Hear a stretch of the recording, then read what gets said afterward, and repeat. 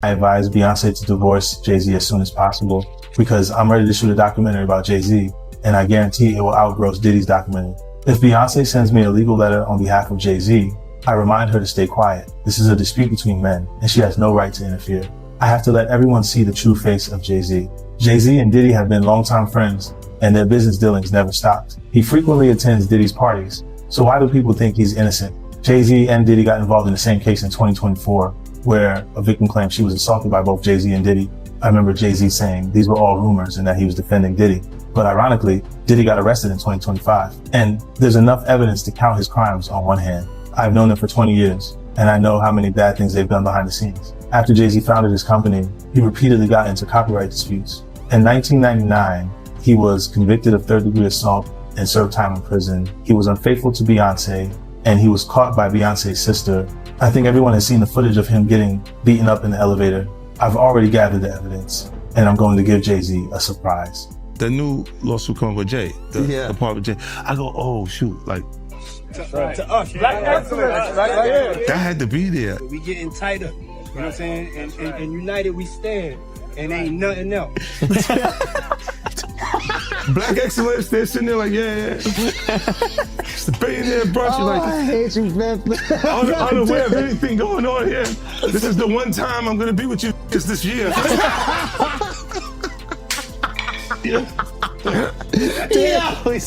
Come on, bro. That's the problem.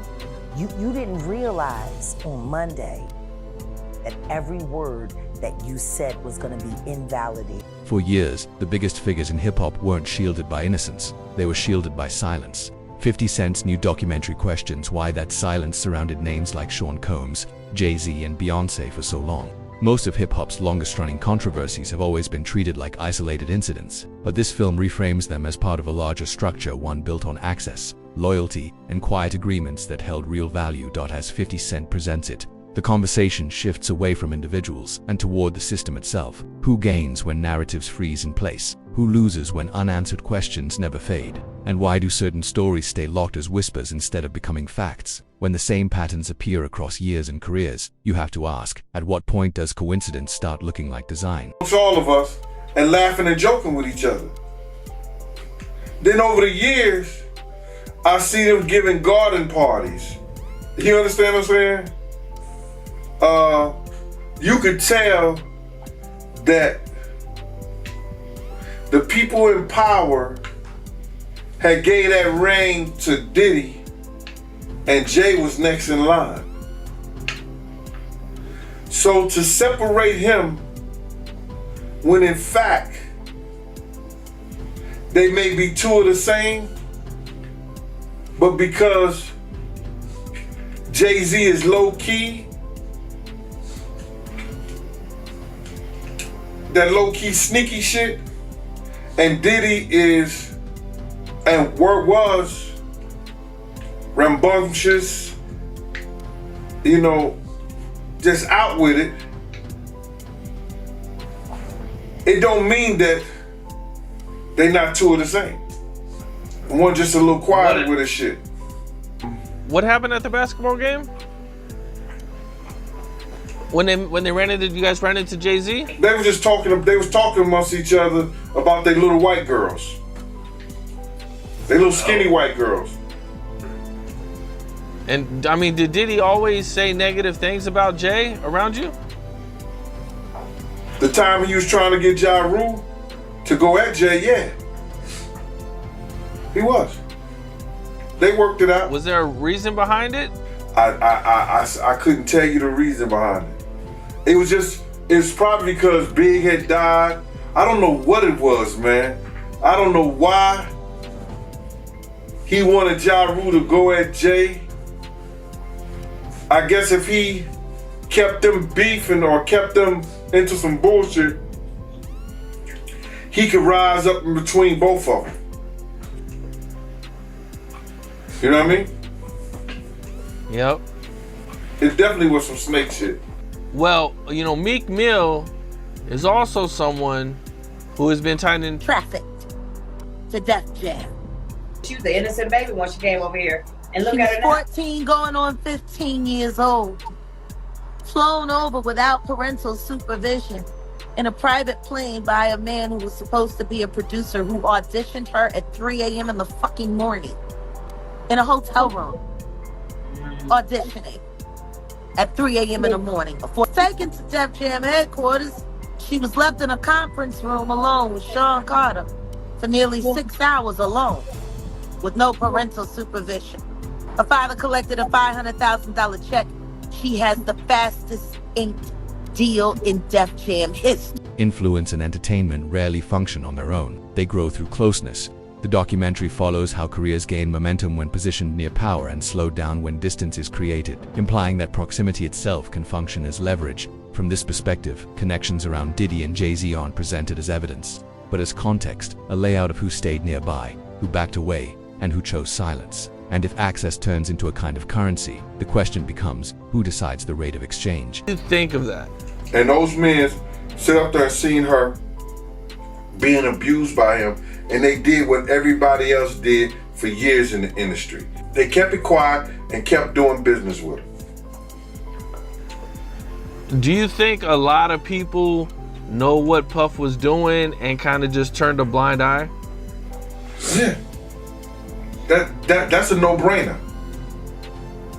That's a no-brainer. He had got so... You're listening.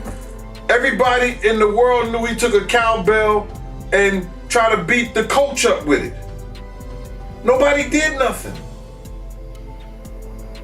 They heard stories for years about him slapping, beating Kim and all other women that he was with. I'm surprised more haven't came out with it. They don't probably want the attention or whatever. But there's more women out there can say that he probably put their hands on them. With Usher, Neo, and Jimmy Iovine being exposed as somebody who might have potentially seen this type of behavior, you know, do you think that they will try to call them on the stand, or, you know, like, do you think they should be held accountable for some of that too? Well, I think that when you have situations like that and you in a room with somebody, you can't make them see anything when they come to the stand, because all they can just say is that I didn't see it. I was there. I wasn't looking in that direction. I don't know what really happened. All I know is Cassie was holding her stomach, bent over, throwing up. You know what I'm saying? Yeah, they'll say anything. Their lawyers will tell them what to say. They have people to teach them what to say in circumstances and situations like that. So Dawn, yes, she saw it. She saw that they were there, and they should have seen it too. She would have to describe when that happened. What did Usher do? What did Neo do? What did they say? Public silence can look like discipline, but it can also function as strategy. The documentary highlights moments where major figures refused to comment, turned down interviews, or allowed legal processes to speak on their behalf, decisions that shape public memory without adding new facts. In a media culture built on speed and reaction, silence can slow the narrative and redirect the conversation. And when the most powerful response is the absence of one, you have to ask, what exactly is that silence trying to shield? Well, when I first heard the conversation, when I first heard the allegations, I said to myself, that's 2000, that's when I was there. And so I got to read what was said and how it went down and everything like that. And then first of all, I start seeing some inconsistency. But I don't want to, criticize the victim or the person that said that they was a victim, but some of the statements and some of the things that I heard was incorrect. As far as I know what we did at that time. First of all, we did not use limousines. We used SUVs in 2000. You know what I'm saying? So when she said that it was a limousine that picked her up, or she went with a limousine driver, I was kind of skeptical and wanted to hear more about her story. So now she said that the limousine driver, got her into a party, but it's somehow she had to went to a gas station, and if you know that area, That's no gas stations unless you walk all the way up to 96th Street. That's like 40 something blocks. So I was like, all you had to walk to the west side, which is another 14, 15 long blocks. And then you would have to know where you're going to find that gas station because it's close to the West Side Highway. Unless she went all the way downtown, and then who gonna pick her up from that far away from the, the venue where she went to. So, and then she said something about that, or well, the allegation said something about that she went with the limo driver. So did the limo driver drop Puff and them off or Jay them off, then came back and got her, then take her to the party? It was just a lot of inconsistencies that I was like, yo, first of all, we didn't even use limousines. You understand? Bad Boy used SUVs. So I found those being real inconsistent on what the story was she was talking about. And then for limousine driver who would know us, because our drivers didn't drive limousines, how you gonna tell somebody to get in the party? He had to go through security for that. And that just wouldn't have happened. A key shift occurs once allegations move into the public record through legal filings, interviews, and sworn testimony, pushing the conversation from private rumor to documented claims. What once existed as background noise becomes part of an official timeline, transforming speculation into something the public can point to, reference, and question. Because he's the acceptable monster at this time, like R. Kelly was the last time I sat on this couch. So who's next? Y'all don't see the lineup? Yeah, we see the lineup. I'm just waiting to see who's next. Jay-Z is setting Diddy up. Why is everyone having such a hard time? He ain't doing shit different. He lined up D. Haven, stole his life and identity. He lined up Big L, stole his life and identity. He lined up Dame Dash, stole his life, identity, and took his love. Lined up R. Kelly.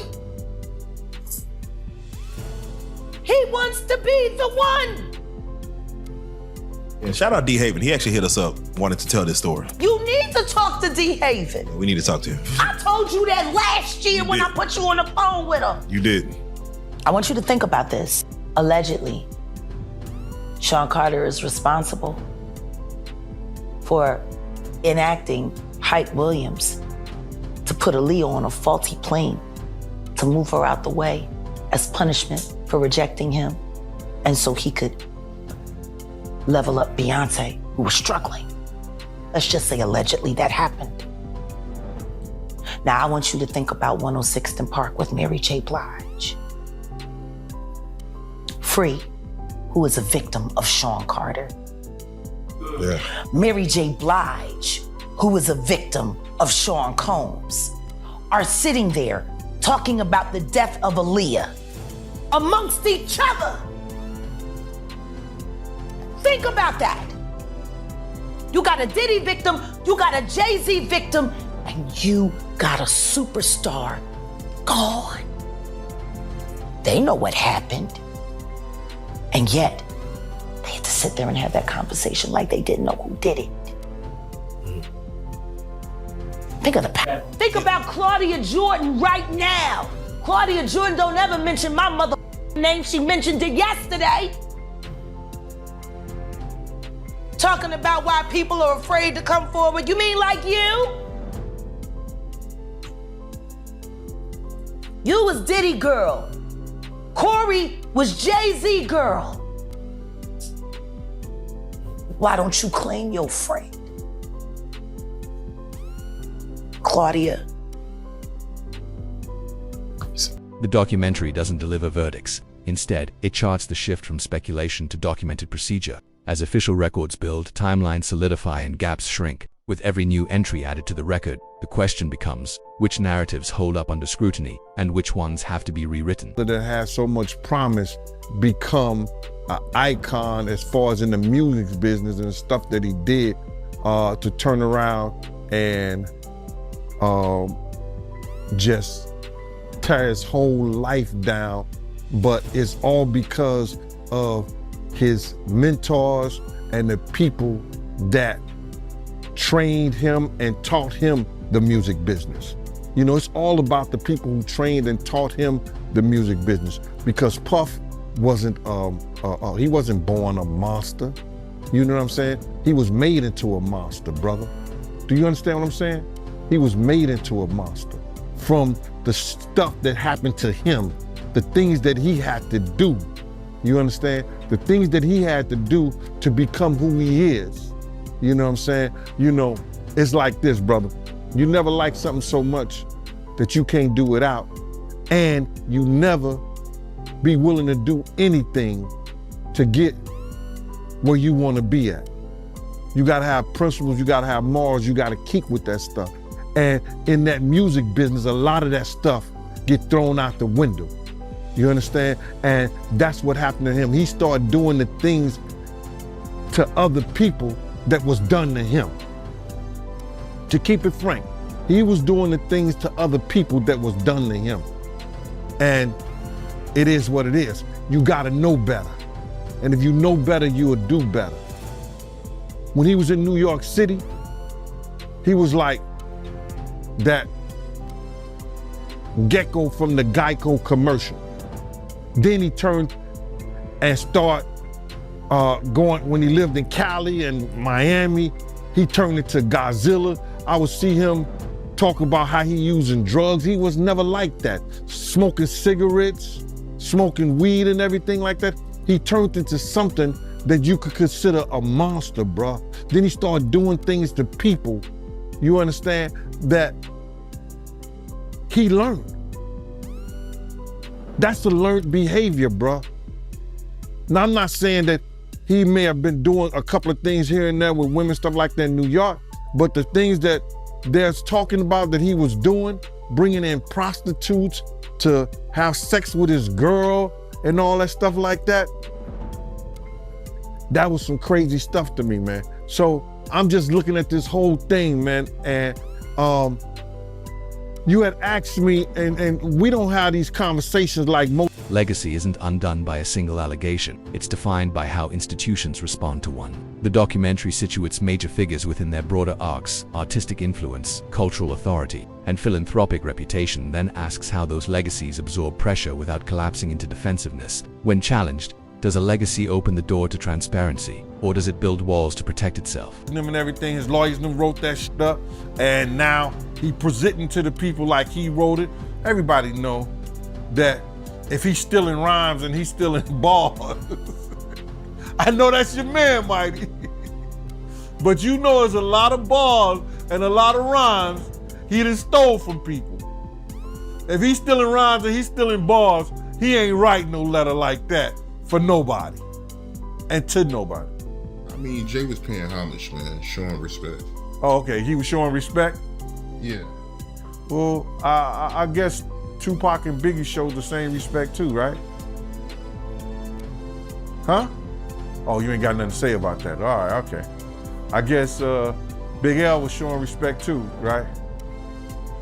I guess Cam them show respect too, huh? It's a lot of rappers, man. I guess Mace was showing respect too. It's a lot of rappers, man. They don't steal. Yo, Mighty, I'm finna blow you out the water. This nigga stole the whole song. I got 99 problems, and now he finding out a bitch is one. Come on now. He stole a whole song from Ice-T. Didn't give him the props on it. I know you're gonna cut this part out, but it's the truth. Let's get back to the letter. Now, he called the lawyer ambulance chase and all that stuff like that. I think Tony Busby probably got a lawsuit against him now. You understand? Defamation of character, the whole 9 yards. So Jay gonna have to say, I didn't write that, my lawyer wrote that. But he came out like saying that he wrote it. Like he was doing that. So he got him a defamation claim, defamation. I think Tony Buzzard got a defamation lawsuit against him right now. Against his character, this, that, and the third, the whole 9 yards. So as far as that letter is concerned, man, Tony Bugsby sent him a demand letter, award letter. All lawyers do that. He didn't go out the scope of what the information he had from representing his client. Now Jay-Z is sitting back, you know what I'm saying, going at him personally. Now, all this back and forth and this media stuff like that, 9 times out of 10, you usually don't find that lawyers going at each other in the media. They be doing that shit in the courtroom, but it makes for entertainment. And I guess we're being entertained by this bullcrap. Coverage shapes consequence. By examining headlines, omissions, and framing across different outlets, the documentary explores how media attention can elevate certain narratives while dimming others. Editorial decisions, what gets spotlighted, what gets softened, and what never reaches airsteer perception. When coverage tilts unevenly, the questions become clear. Who's directing the agenda, and who ends up paying the price? I want to say this to protect myself, that there's stories of Jay talking to underage girls. It was a girl from my block that was 16, 17 years old that Jay was talking to. If she was 17. So there's plenty of stories out there that they might flood the market of Jay talking to underage girls. I heard this kid that is claiming to be his son. His mother was 15 when she conceived him and had him at 16. And Jay refused to do a blood test or anything like that. And all of a sudden, when this has gotten real big and Tony Bugsby had taken the kid's case, the kid just got arrested for having a gun in his car, I think, like that. Did you hear something about that? That the kid got arrested for having a gun in his car, and when they go and watch the tape, somebody was planting a gun in the kid's car. Now the kid who never been in trouble to that degree, and now he's facing a case for a gun case for having a loaded firearm in his car. So, answer your question, there's plenty of stories. Ain't Beyoncé one of those stories? Isn't Foxy Brown one of those stories? Isn't that kid mother one of his stories? There's a lot of stories, bro. So, that's what I say about it. Those who speak face backlash. Those who remain silent risk being erased. The documentary explores instances of pressure, legal, social, and economic, without judging their accuracy. Focusing instead on the context in which speech takes place. Fear doesn't need proof to work, it only needs plausibility. In a system where consequences are uneven, how truly free is the decision to speak?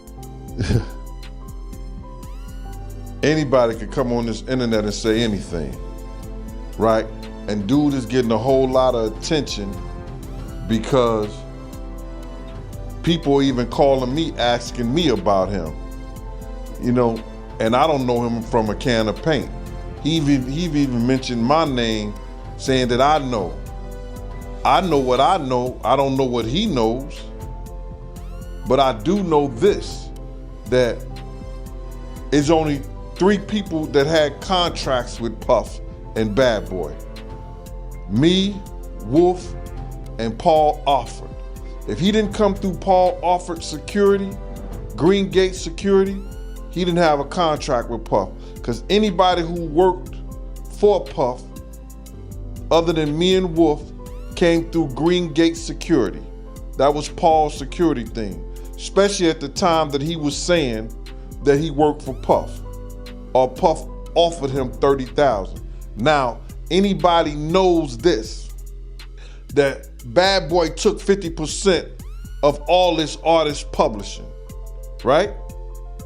50% of all the artists publishing straight out the rip. Then Puff gave Big $200,000 for the rest of his publishing. So what publishing did he was trying to get and keep from Puff? You understand? What publishing was Puff was trying to get when he already had it? He had already paid for it. What part of the catalog was he talking about? I don't understand that. And then he said that Puff offered him $30,000. I can't say he lied, but I can say that he wasn't a part of bad boy security that I know. I knew everybody who worked during them days. You understand? And I don't know dude from a can of paint. So whoever this Uncle Ron dude is, he's a liar then. He's a fraud. Is he a fraud? Bruh, he's what he is. He wasn't part of our security that I knew of. Not at that time. The documentary intentionally ends without passing judgment. It circles back to fundamental principles. Accountability isn't assumed guilt, but a dedication to following the process. I'm gonna tell you the song she should have remade. It's a hit. It would have done great for her. She should have tried it on. Tammy Wynette. Classic. Stand by your man. Don't act like you don't know that hell. Remake that. Stand by that. That's a real country hit. Jolene, nice. But it has a ring to it. Stand by your man. Yeah. Whoops. And disrespects you with other like Kathy Coriana White. All right, well, let's do it like who was this. actually carrying his baby while you was spanking it.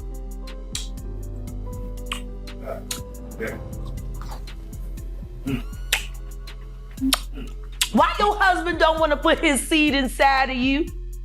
He put it in everybody else? Wild in this world, yo.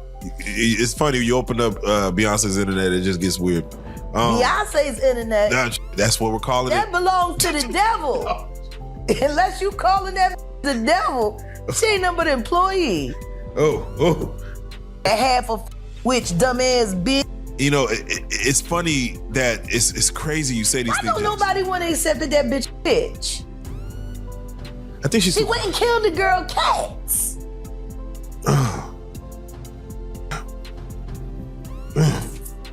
Okay. A girl went to court and charged her with extreme witchcraft.